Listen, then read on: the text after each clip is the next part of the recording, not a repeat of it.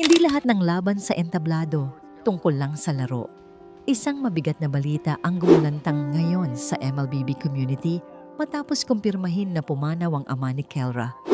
Maraming fans, pro players, at esports personalities ang agad na nagpahayag ng pakikiramay at suporta para sa isa sa pinakasikat na players sa Mobile Legends scene ngayon. Pero ang mas lalong tumatak sa marami, sa kabila ng matinding personal na pinagdadaanan, tumuloy pa rin si Kelra sa tournament. At hindi lang basta tumuloy, nanalo pa sila.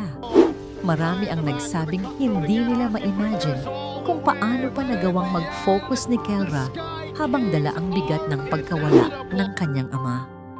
Habang ang ibang tao ay baka piliing umatras muna at magpahinga, pinili niyang lumaban kasama ang kanyang team. Kaya naman, naging emosyonal ang maraming fans online. May ilan na nagsasabing, hindi natin alam kung gaano kabigat ang nararamdaman niya habang naglalaro. Habang ang iba naman ay nagsabing, para siguro sa kanyang ama, kaya niya itinuloy. Sa esports, madalas nakikita lang natin ang trash talkan, hype, at matitinding laban. Pero minsan, may mga kwento sa likod ng kamera na mas mabigat pa kaysa sa anumang pressure ng tournament. At dito, mas nakita ng marami kung gaano katatag si Kelra.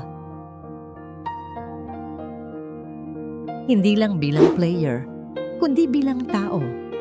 Nagkaroon din umano ng moment of silence bilang pagbigay respeto sa kanyang ama, at maraming supporters ang patuloy na nagpapadala ng condolences at prayers para sa kanilang pamilya. Sa social media, bumahari ng messages tulad ng "Stay strong, Kelra" at "Proud kami sa'yo." Sa totoo lang, kahit sino sigurong mawalan ng mahal sa buhay ay mahihirapang bumangon agad. Kaya maraming netizens ang lalong humanga sa ipinakitang professionalism at tibay ng loob ng player. Pero sa huli, mas importante pa rin ang pamilya, paghilom, at suporta ng mga taong nasa paligid niya. At kahit nanalo sila sa tournament, ramdam ng marami na hindi iyon ang pinakamahalagang laban na kinaharap ni Kelra ngayong araw. Mula sa Chizflix PH, taos-pusong pakikiramay kay Kelra at sa kanyang pamilya. Rest in peace sa kanyang ama.